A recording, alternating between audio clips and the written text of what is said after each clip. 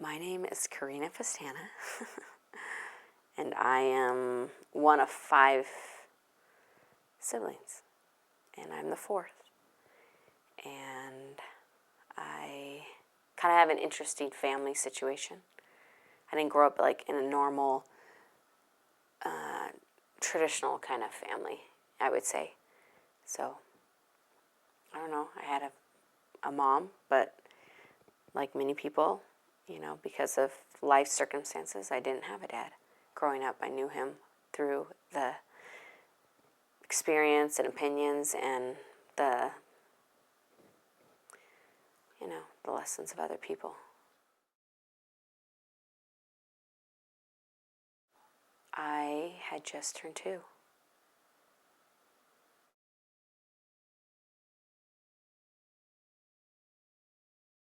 Well, I think like anybody,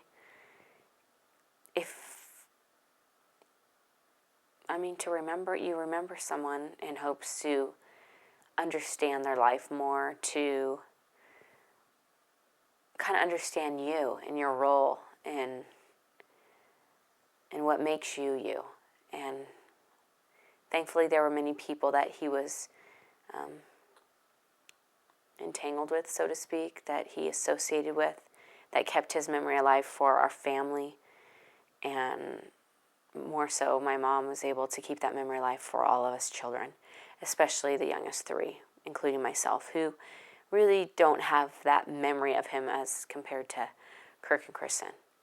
So why do we keep him alive? Well, because it's my dad, And just like anybody you love or you want to get to know better, you learn about their life through other people, through their experiences. And I think as you learn about other people, then you can go ahead and pass those stories and those wonderful characteristics and traits onto not only yourself, but also to your children.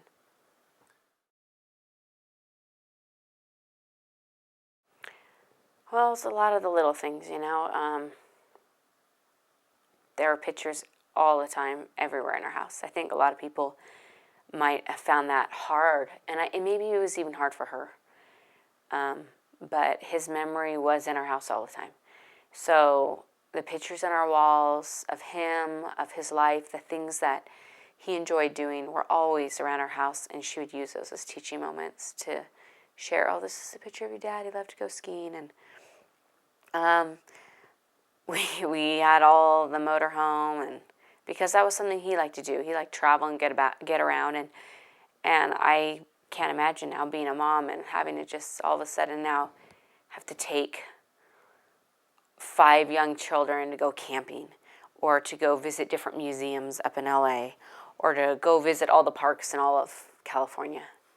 But my mom did that because that's something that my dad really, really felt was important as far as bringing unity, and those usually happen on the weekends, and I'm sure they weren't easy. I don't have a memory of it being hard, because obviously I was so young, but having kids myself, I can't even imagine.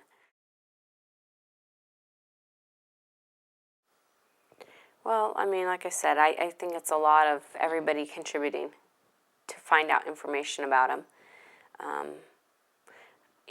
For the month of March, every single year that I lived in that house, for 30 days straight, we'd sit together after dinner or before dinner, and we each, whoever turn it was to say prayer, read a letter from one of the youth about my dad and the impact that they felt he had on their life. And that's what they brought to my sister Cammie's baby shower. Rather than presents, my mom asked if everyone that came, including teenagers, could write letters to the children, especially for the 3 of us that were younger, letting us know the type of man that my dad was.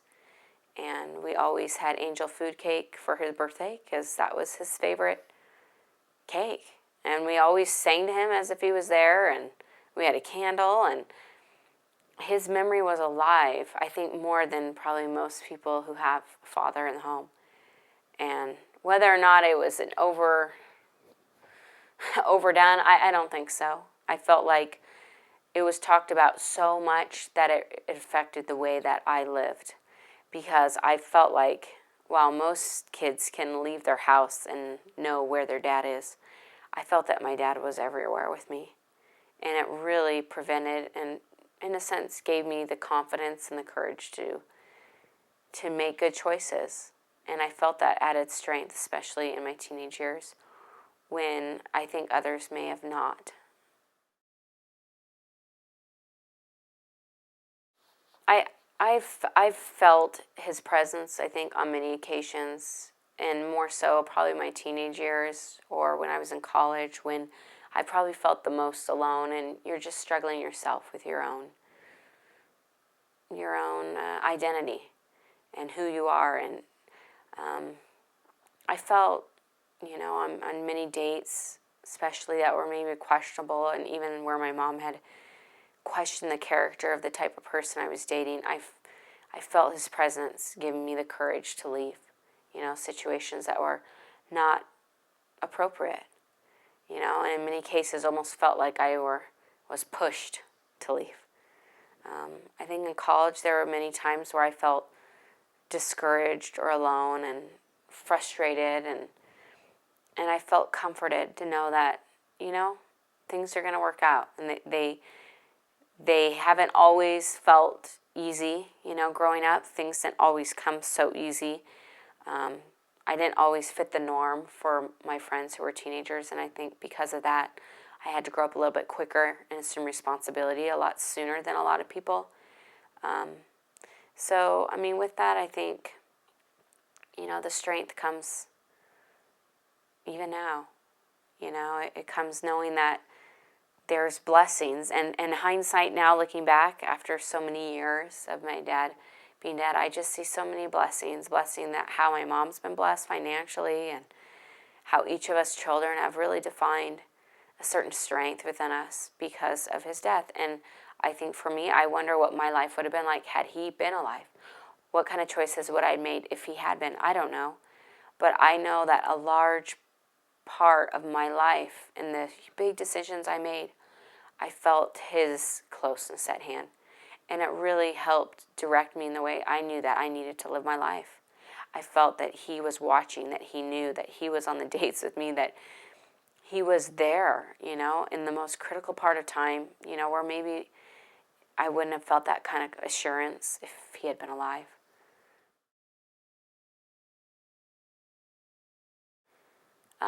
I think in my younger years, I certainly went through that. I remember at my baptism, being 8 and feeling almost ashamed to be baptized by my grandpa. And my grandpa was a wonderful man. But I'd look around and everyone had their dad, and my only memory of my baptism was crying the entire time, wishing that I was being baptized by my dad. And I don't know if that was embarrassment or maybe even just my dad's presence at such an early age being there. But I remember crying, like, as they gave all the talks, and wishing that I wanted my dad there, I look back now and think that maybe that was his way of letting me know he was there. But as a little 8-year-old, not knowing how to internalize what I was feeling, I think as I got older, that was not the case. We had wonderful home teachers that would take me to, daddy, daughter, anything type of thing. Home teachers that would come and give blessings all the time. And like I said, because my dad was talked about so much in the house, I didn't really ever feel that he was not there. It was like, are you kidding? I'm lucky. I have a dad that's around all the time. Your dad goes off to work, and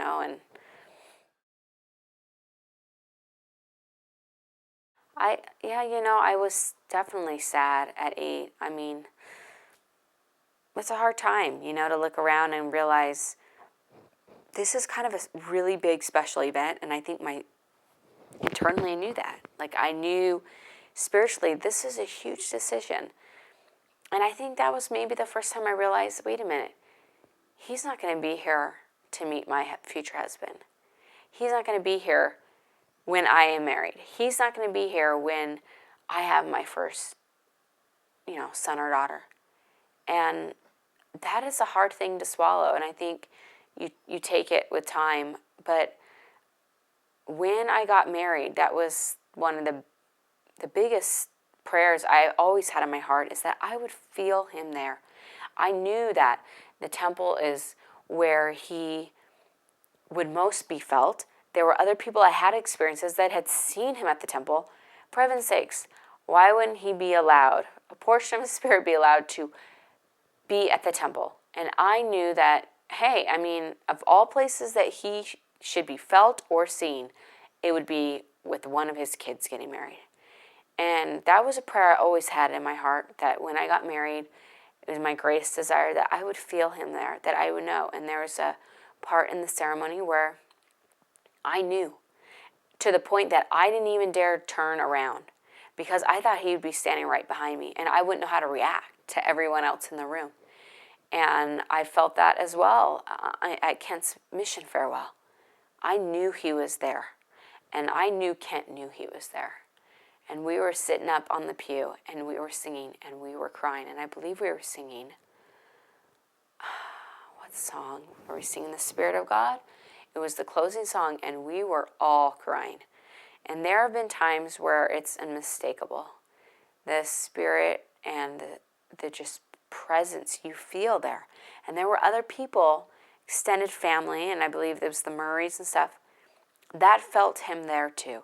And other people, that said they knew that my dad was there. And so I don't doubt at all that as I've gotten older and I think a little bit more in tune and have had a greater desire to get to know this person, that I've wanted to have those feelings of knowing that he's close by. And I think the Lord has given me that. And with each time, that something big in my life happens and I am able to feel him there, it's just another reminder of really how close we are to our loved ones and how much they really do care for us.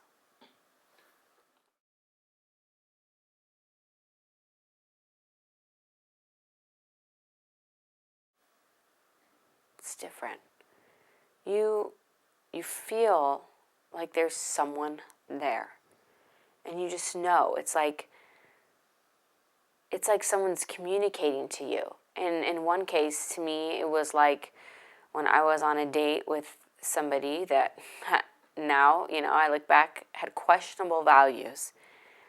It was the one time I was given a curfew, that I had to be back at a certain time, which I felt was so unfair because I never was given a curfew. But my mom had that insight that if I was going to go visit this particular boy, that I needed to be back at a certain time. And, of course, when the situation became questionable, I look at my watch and go, oh my gosh, if I'm going to get home by this curfew that I've never had before, that got enforced that night, I would have to leave now. But to be able to feel, and almost it was as if I heard my dad say, get out. Almost undeniable, like you would turn around and there'd be someone yelling at you. Again, get out, run. And I look back now, and I did get out, and the door was locked, and I ran, and I didn't make sense, and I gotta leave. You can't marry me in the temple, and this isn't right, and that ended our relationship. That boy I never ever went on a date with again. And later he called and said, well, we can just, and I said, no. It gave me the strength and the confidence to end things completely. And I think that was a real big crossroads. I was 18 years old and he was 19, and it was my senior year, and I felt like, he wasn't a member of the church, and we were going down different paths. But when you feel the Holy Ghost, you feel kind of like, well, maybe I should leave. When you feel a presence of a loved one, or it's very different. It's very strong. And that's how I felt at the temple. It was like, he's standing behind me. And at Kent's mission farewell, he's there. Do you see him? Yeah, I know he's there. I can, and you want to stop the congregation and let everyone know he's there. I mean, you can't help but smile. And I wish that I have that feeling every day, but I don't. And so when it does happen, it's definitely very, very, it's a very deep spiritual experience. You don't forget it. You can't deny it. And it's really unforgettable, that's for sure.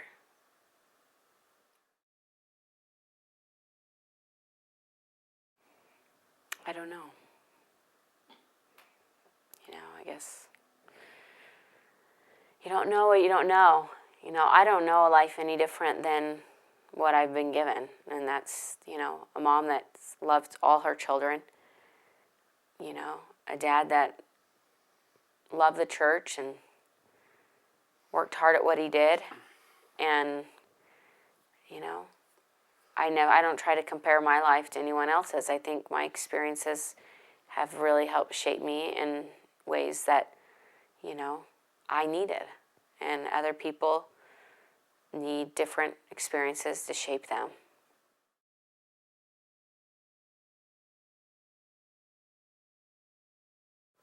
I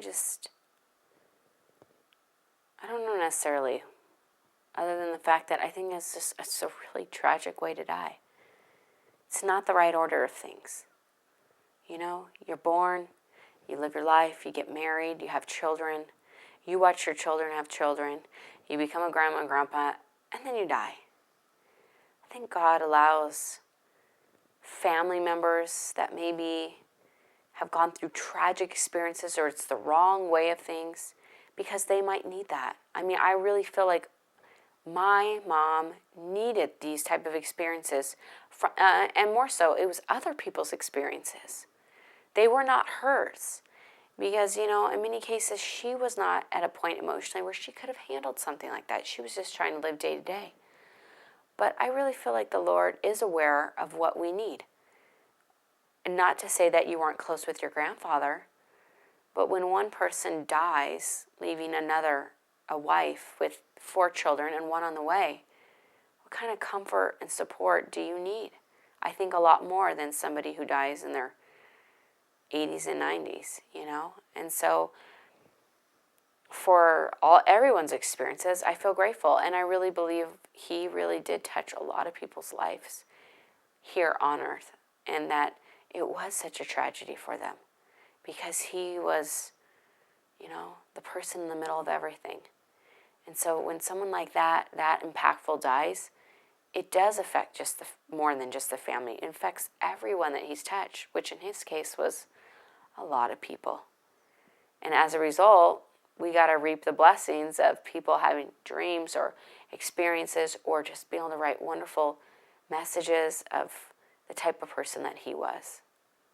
And I think overall, it's helped all of us kids be able to move on, so to speak.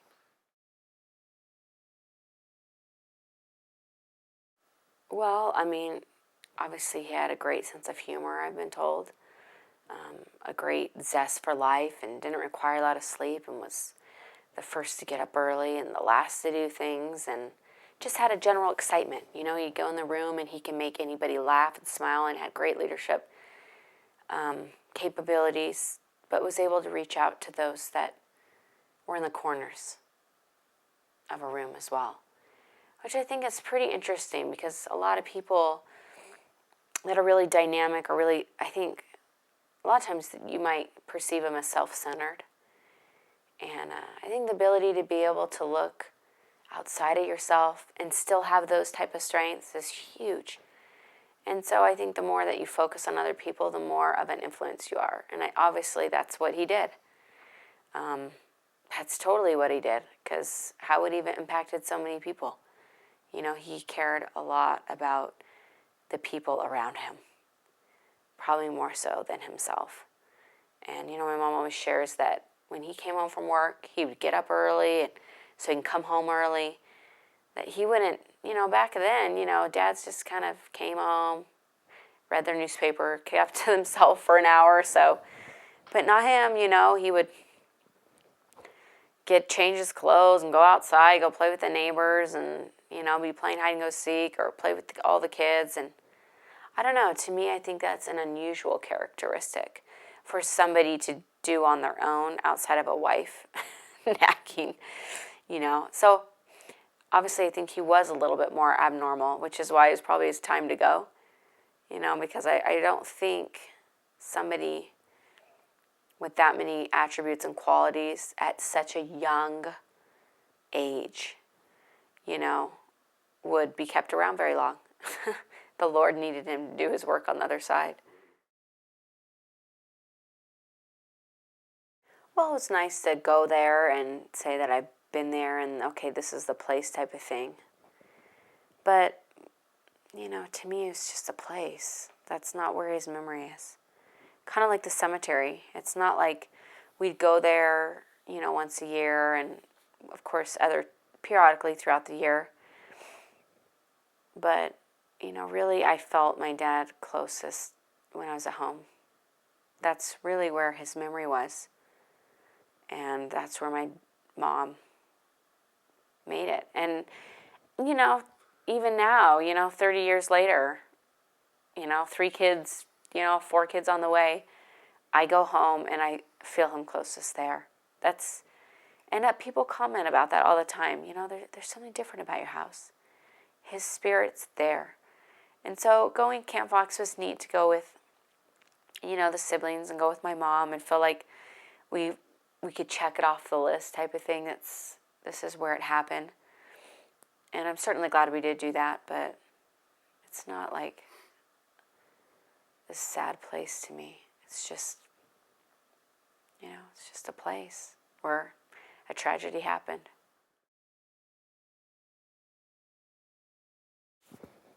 Not really, I think if I was older, like Kirk or Kristen, I would have been more interested because I'd have more of a memory of he died, all the youth were there, but being 2, my memory was created through other people's experiences. Camp Fox was just the destination of a place. It wasn't necessarily where my feelings for my dad were. Mm-hmm. Well, then you probably felt like I did. Just interested in Yeah, I felt like a tourist. The tourist. Oh, that's the sand, isn't it? Oh. The details don't. Right out there. The details to me don't really matter. It's not important because, in all honesty, a death is a death, and if it's meant to be, it's meant to be. So who cares about the details? To me, it's the feeling, and the feeling I feel is at home. That's where I feel him.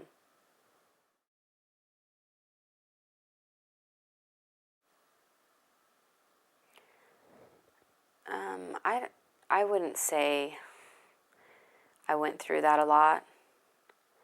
I think, where the birth order, where I was in the family, near the end, but not to the end, more the middle child, I got to kind of see everyone else, go through their own issues. I was really close to my mom, and I really gleaned a lot of strength from her. And I personally felt that if anyone should be asking, why me? I want to be rebellious. It should have been her, not us 5 kids. And quite frankly, I didn't see her doing that. So to me, she, I think, was the best example of not having pity and wondering and worrying and wishing, why me? Why was I given the bad, end of the stick here? Sure, we had conversations as a family about, how our life is different or how our life would be different if he was around. But I think because she was so strong, I never ever felt like I needed to rebel or question or that it would give me a reason or excuse from, if anything, it gave me more of a reason to live my life better because I want to see him again. Well, I know one thing, because she used to say this all the time. I'm going to have to face your father someday. And he's going to ask me, what did I do? And her love for him is ultimately, I think, why she was able to sacrifice the way that she was able to. Because she believes in eternal marriage. She wants to see him again.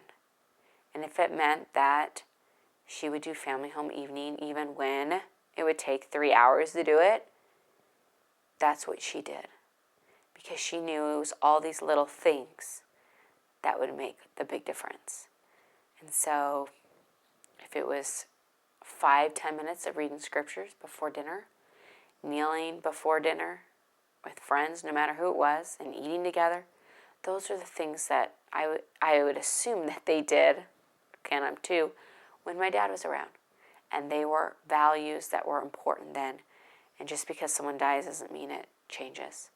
So to me, I think her love for my dad is what was allowed her to carry on, to be able to just move forward day by day, week by week. And I don't know how she did it. I don't know how she did it. Well, I think as you get older, you have a greater appreciation for the day-to-day. And the next thing you know, it's been 30 years. That's a lot of days when you got 5 little kids.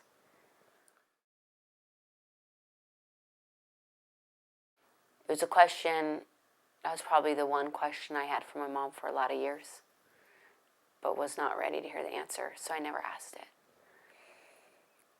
I think there's some things in life that you want to ask, but you're afraid of what the answer might be, that you may not be prepared to hear it. And so my dad was talked about so much in our house, it was like he was alive. So to ask her, how come you're not remarried? I didn't want her to get remarried, so why would I want to encourage that? Does that make sense as a younger kid? When I was about 16, though, I was like, well, I'm about ready to leave the house. I think I can I can handle the answer now, but this took me a while. And I asked her, hey, Mom, those single adult activities, they always call you. How come you don't ever go? Like, how come you never went to any of all those dances or just the dinner mixers and, growing up and even now, And she said, Karina, I had more in, I don't know how long they've been married. It's terrible. 12, 13 years of marriage than most people have in a lifetime. And when you're raising 5 children, there's no time for that. And then she would say, her practical side. Plus, statistically, people that divorce and remarry with other children have an even higher chance of getting divorced. So I tend to believe more the first part, that she had more in 12 or 13 years of marriage than most people had in a lifetime. And that has sustained her. And really, if you're trying to financially provide and we are all working in the home and you've got 5 little kids, when is there time to go do those type of things without shortchanging your children? There is not, So my mom really always made us children the center of her life. It's just, you don't have a husband anymore. And her 5 children became her passion. And to bring an outsider in, really hard to understand that dynamic. And I know a lot of my extended family, when my dad died, always said, come to Idaho, because that's where my dad lived and that's where a lot of the family was. But she just felt that, no, my award's my family and the kids are rooted and they have friends and we live in a fantastic neighborhood and this is where Kyle wanted to live. And she kept things as stable. I don't talk to very many people that say that they've lived in the same house all their life. I mean, things were very stable, and I think that stability helped add to all of our children, like all of us, security, with who we were.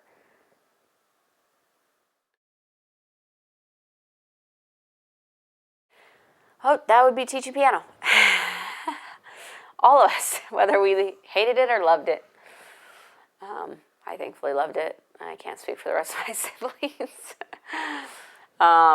I came out unscathed because my best friend Christy and I did piano together. So because of that, I knew she'd practice, and so I practiced, and it wasn't my mom telling me to practice. So yeah, we all took piano. I think in middle school we could opt not to. And that's when Kent and Kirk ditched out and went to the saxes and stuff. But we all taught theory, and my mom paid us just like she would pay any of her theory students, which is fantastic because then we were working from home and we were at home, and she was able to know what's going on in our lives. So we were able to do homework, and we were getting paid more than we would have to, get paid anywhere else. But there were many days at that piano, and the same song playing over and over just drove me crazy. To the point that I knew, like, if a piano student was missing a sharp or flat, we'd be yelling down the room, "It's a B flat! It's a B flat! Come on!" So Ken and I probably Cammie, spent a lot of time doing our homework out on the roof outside of our bedroom. Just so we don't have to hear the piano all the time, just drove you nuts. But that's how she supported us, and really that's how we helped support her. It was kind of a win-win for all of us. We were getting paid, and we didn't have to have a car to go work somewhere, and we could do our sports and still have a job. It's fantastic.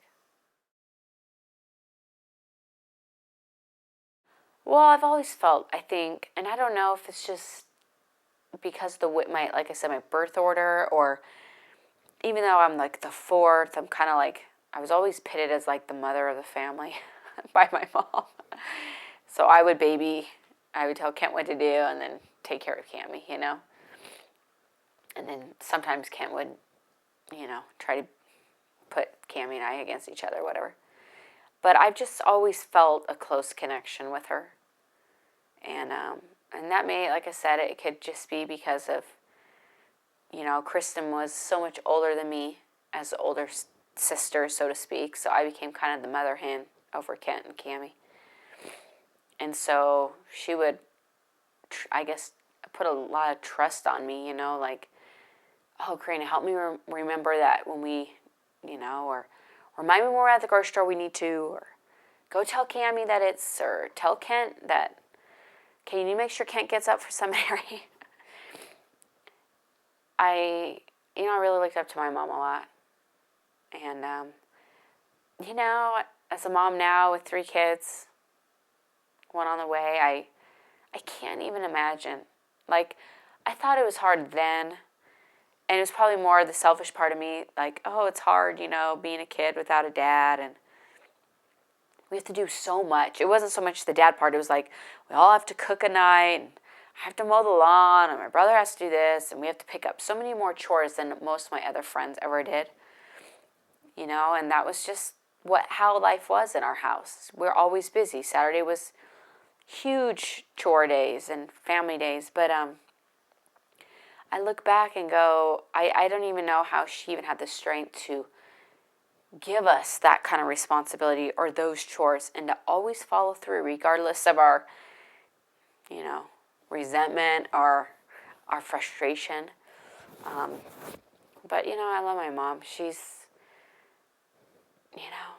always put us children first, outside of herself. And good or bad, I mean, it's a huge priority. And I think, Heavenly Father would be very proud of the way that she has focused her energy, and especially because she didn't necessarily grow up with the church in her home. And she didn't necessarily have the greatest examples as far as the church is concerned. And so I just think for somebody who didn't have that to grow up with, didn't have necessarily a mom and dad with a loving relationship, and then to be put in a situation where you've been married for 12 or 13 years, and then your husband dies, and you're pregnant with your fifth, and now you're left to raise all these children, and your own parents and extended family are not even in the same state. I mean, that's like, she defeated the odds. Everything was against her. And she still continues to do that. And it's just been just an absolutely amazing experience to watch.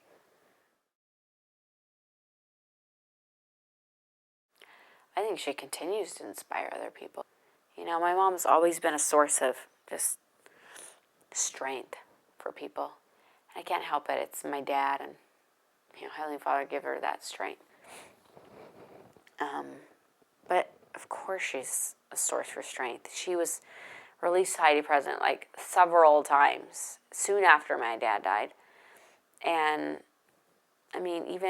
she's like the Mecca of the Mission Viejo steak. I mean, she was like a circuit speaker after my dad died. Like, people from different stakes would call upon her, and she would speak at firesides and state conferences, and her strength's amazing, but I know it's because of my dad. My dad had given her the strength to be able to just move forward.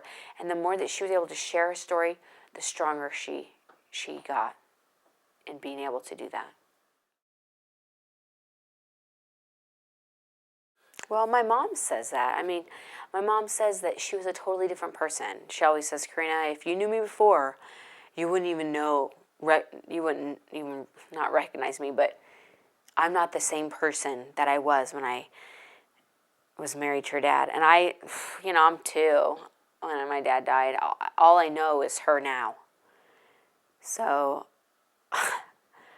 I would like to see that type of person in my mom, because I think she needs to be a little bit more like that now. I mean, she was supposedly this quiet person who just liked to let my dad take center stage and didn't like to control, I don't want to say control, but didn't like to be in charge of things, and didn't, just kind of laid back. And she said you just loved just taking care of the kids, cooking meals, and he'd come home, and I can't even imagine, because I don't even know that type of person. I don't even think it exists in her. So obviously, the death of my dad has changed her dramatically. In fact, she's joked and said, I don't know if your dad would still love me anymore because I'm such a different person, which that's definitely a question to ask.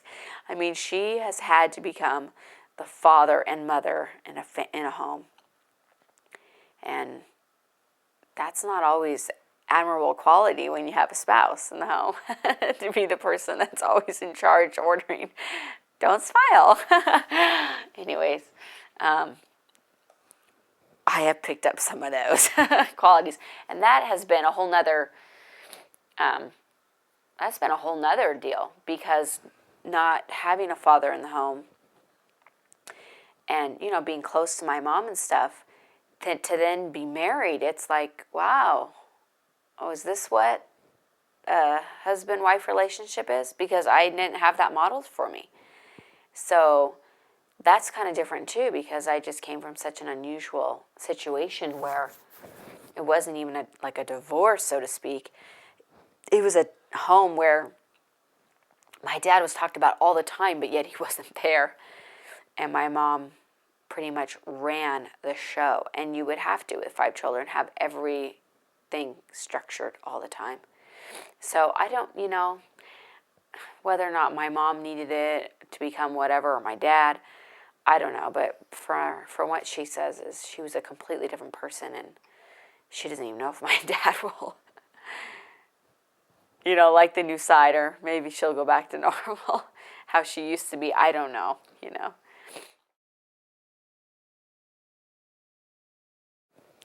Oh, it's always been Alma 37:37. Counsel with the Lord in all thy doings, for he will direct thee for good. And when thou liest down at night, lie down unto the Lord and give thee thanks. And if you do these things, you should be lifted up at the last day. Prayer has always been a huge influence in my life.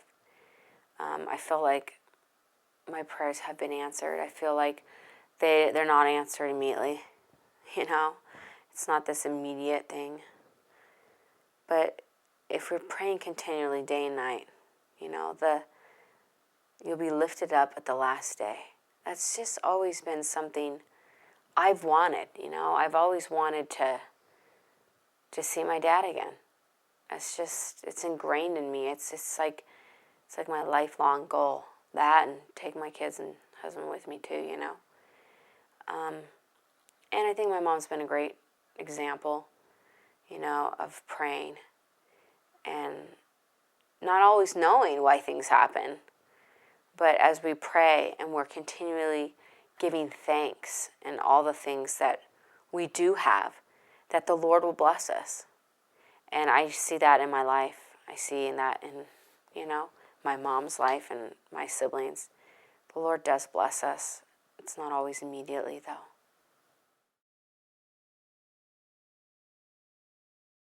Oh. I don't think words can explain. You know, it's kind of like the Christmas morning you wish for, and as a kid, and you want all these toys, and when it happens, you just don't even know how to react. It's kind of one of those you're just speechless moments. And I imagine it'll be one of those moments where you just don't have to communicate. That, you know, the eyes will tell all. And I think at that moment, hopefully, you know, my eyes would be open at that point, that I would be able to see all and see the ways in which he so personally was involved in my life. And the realization on my part that those were not just happenstance situations where he was allowed to come down and intervene or have me feel him, that those are significant times in my life that could have changed the direction of my life. And so I think it would be a, you know, more than that, I would love to be there when he sees my mom. I mean, talk about a reunion. That's, to me, like, I imagine him seeing my mom, and then one by one, us being greeted by him and introducing our spouses. Not that he doesn't know them, but I mean, that's so exciting. You know, it's just, and I think, gosh, what will our meeting be when we see Christ, you know? When we see the Savior. It seems so out there, you know, like, so, third party, you know, yeah, that person. So I think, you know, because my dad has died, it becomes so much more personal, that, you know, really makes you look forward to that time. You know, you don't look to death as a scary thing. There's just too many people now with Russell over there that are, you know, that are on the other side, that are cheering for us and that want to welcome us. So yeah, that would be a wonderful experience. I just kind of wish I could be there when my mom meets my dad. Well, this book I've been reading, Trailing Clouds of Glory, and it's on people's near-death experiences, and nobody speaks. They all speak with their eyes. It's like through telepathy. Like, they know the heart and intent of each other just by looking in their eyes. And they're able to communicate that way. And I just feel like, you know, when the spirit's that strong and stuff, on that side, there's no room for error that way.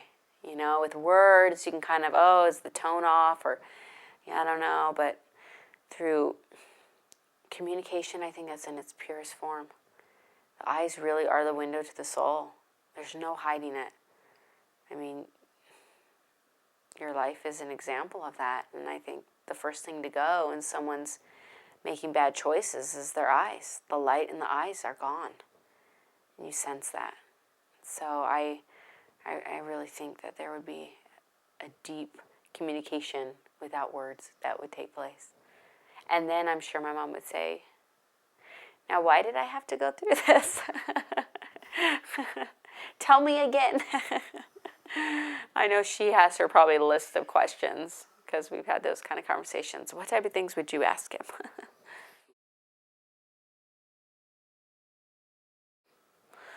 It was never funny in the moment. There's nothing funny Kent did in the moment. It was always traumatic. There's a gazillion of them.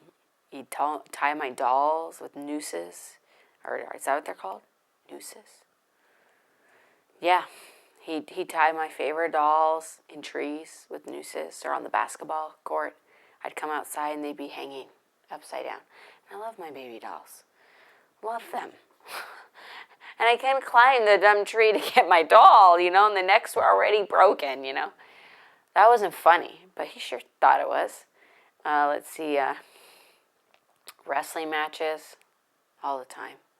He'd say things to Cammie to get her mad, and then he'd say things to me to get me mad about Cammie, and next thing you know, we'd have boxing gloves on, the blue rubber pads, because he was in karate, and we'd be fighting each other. And then, banging in the closet door, which to this day there is no closet door because it got broke so many times. And then one of us would be crying, and the poor Kent would get in trouble. I feel bad because it's he always was the one that was blamed. I feel bad for him. He was really kind of stuck. But, he just wanted some entertainment, and to see two girls fight was kind of funny for him, But we did have some enjoyable times with the wrestling and stuff. Seminary, trying to get him up every morning, and he had not his Trouse, but this old beat up blue car. It's Cadillac or something, I don't know. It didn't even have carpet on the floor, seats half the time, and heater didn't work, and it would kind of stall, and oh man, we'd drive that thing to seminary, and I'd be so embarrassed to be riding that thing. Oh, he called it the Stang, I think. And he had was it the cowboy show?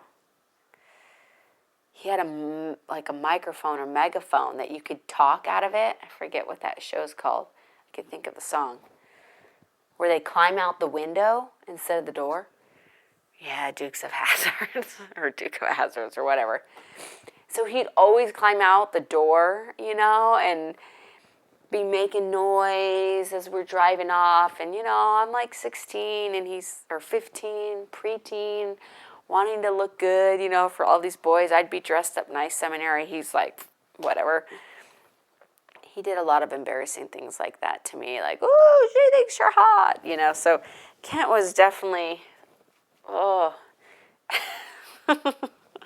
he challenged me at times, but then I remember dates would come to our house and he would be yelling out his window, oh, we waited up for you, no kissing on the first date. And so he definitely became more of a protector as we got older, more into when I was 16, he was his senior year.